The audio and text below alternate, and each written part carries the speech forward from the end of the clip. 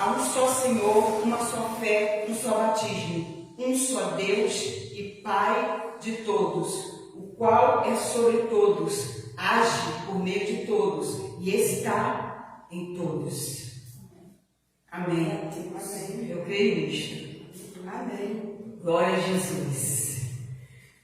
Nós já falamos para você, nós já explicamos a você que se você aceitou a Jesus como Senhor e Salvador da sua vida, você é um filho de Deus. Evangelho de João, capítulo 1, versículo 12 nos fala: mas a todos quanto receberam, deu-lhes o poder, ou se você quiser colocar no lugar do poder, a autoridade, de serem chamados filhos de Deus, a saber, os que creem no seu nome. Marluce, o que aconteceu para que nós nos tornássemos filhos de Deus? Houve um ato muito maravilhoso da parte do próprio Deus para conosco. O que aconteceu, queridos? A Bíblia declara que todos nós pecamos e carecíamos da glória de Deus. E quando o apóstolo Paulo está lá em Romanos 3:23, e quando o apóstolo Paulo ele citou esse versículo, ele estava querendo falar do que aconteceu lá no Éden, em Gênesis 3, quando Deus, desde o primeiro capítulo de Gênesis, ele criou o jardim, formou o homem do pó da terra, soprou nas narinas dele o fôlego de vida e colocou ele no jardim, fez ele dormir, tirou da sua costela, uma das suas costelas, e fez a mulher e colocou este casal no jardim que se chamava Éden, ou algumas pessoas chamam do paraíso, para que eles cuidassem, para que eles governassem aquele jardim. Tudo pertencia àquele casal, tudo era deles.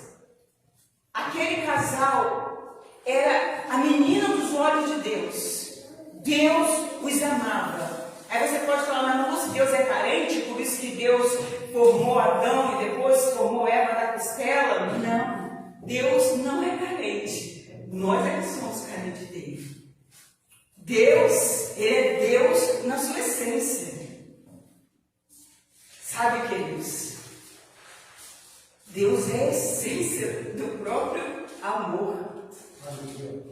Então ele não precisava que ninguém o amasse. Mas nós precisamos. E aquele casal foi o primeiro casal que Deus criou e falou: olha, isso tudo aqui é para vocês, vocês vão governar. Mas eu quero dizer algo para vocês. Eu estou falando com as minhas palavras, tá, querido? Mas está registrado lá em Gênesis capítulo 3. Capítulo 2, versículo 17, quando ele falou assim para eles, versículo 17, quando ele falou: olha só, queridos, meus queridos filhos, Adão e Eva, vocês podem comer, vocês podem usar, usufruir de tudo que tem nesse jardim, mas há duas árvores no meio do jardim. Uma delas é a árvore do conhecimento do bem e do mal, e a árvore da vida. Do fruto da árvore do conhecimento do bem e do mal, vocês não podem comer.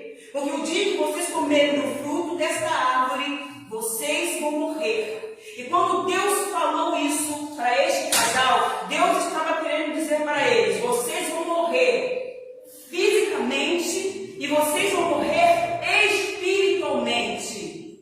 Porque morte espiritual significa separação de Deus. Então Deus estava querendo dizer para aquele casal: o dia que vocês comerem do fruto da árvore do conhecimento do bem e do mal, vocês vão se separar de mim. Eles ouviram o que Deus falou, mas houve um momento em que Adão deixou a sua esposa sozinha. E o que aconteceu? O diabo, o inimigo, entrou na serpente e começou a bater um papo com Eva. E disse para Eva que se eles comessem do fruto da árvore do conhecimento do bem e do mal, eles seriam como Deus. Só que Eva se deixou influenciar, porque Adão e Eva já eram como Deus. Mas como isso, Marcos? Porque eles eram o reflexo da glória de Deus. Deus. O que eles não tinham conhecimento era o conhecimento do mal. Eles sabiam o que era bom, o conhecimento do bem, mas eles passaram a ter o conhecimento do bem e do mal, e automaticamente, quando Eva comeu do fruto, foi convencida a comer, ela comeu do fruto, os seus olhos se abriram, e ela deu esse fruto para o seu esposo também, e ele comeu. E como eu falei na última ministração, Adão não comeu o fruto sem saber, queridos. Ele comeu sabendo, porque a ordem direta foi para ele. Deus deu a ordem para ele, só que em algum momento ele deixou sua esposa vagando sozinha. O inimigo sempre aproveita esses momentos, queridos, em que nós estamos sozinhos, para tentar colocar muitas coisas na nossa cabeça, para tentar implantar muitas coisas na nossa mente. A nossa batalha começa na mente. Exatamente. Preste atenção nisso. E quando você começar a pensar em coisas que não estão na palavra, comece a repreender. Comece a dizer o que a palavra diz. Porque se ela tivesse refutado o que o inimigo estava falando para ela, Paulo não escreveria, porque todos pecaram e carecem da glória de Deus. Mas infelizmente isso aconteceu. E todas as pessoas, todo ser que nasceu depois de Adão e Eva, nasceram com essa mesma natureza do pecado. Ou seja, nasceram mortos espiritualmente. Nasceram separados de Deus. Mas Deus traçou um plano maravilhoso para a salvação de toda a humanidade. Para a salvação de todos nós, queridos. Obrigada, Pai. Deus falou que nasceria um da semente da mulher, que pisaria na cabeça da serpente, do inimigo, e a serpente lhe feriria o calcanhar.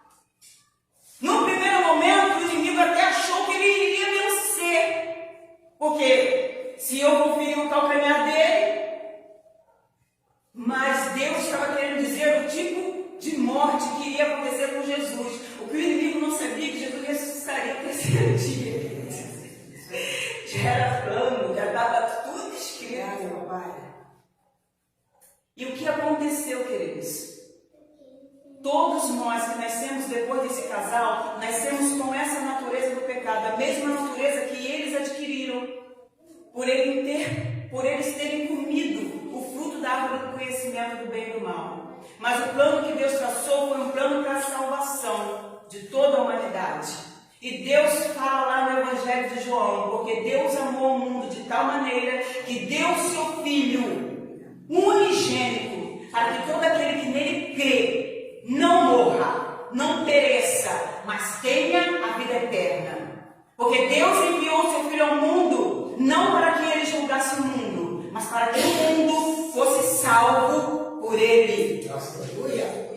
Jesus foi enviado ao mundo, igreja, para nos salvar, não para nos julgar. Neste momento, Jesus não está com o martelo de juiz nas mãos, pronto para bater a nossa sentença e dizer culpado. Pelo contrário, Jesus, ele veio para nos inocentar de toda a culpa, de tudo que havia contra nós, de tudo que esse casal adquiriu lá atrás. Jesus veio para mudar isso tudo, queridos. E todos aqueles que creem nesta palavra, que creem que precisam de Deus, aceitam a Jesus como Senhor e Salvador. Ao aceitar Jesus como Senhor e Salvador, você se torna uma nova criatura. As coisas velhas já passaram.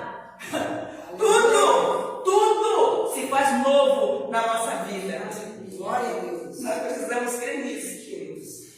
Isso precisa ser uma realidade presente nas nossas vidas todos os dias. Louvado seja Deus.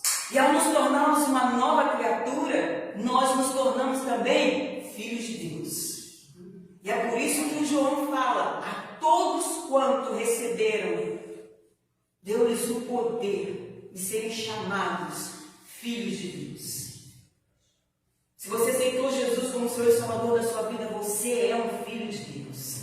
Glória a Deus. E você é amado por Deus. Nós somos amados por Deus. Louvado seja Deus. Deus é o nosso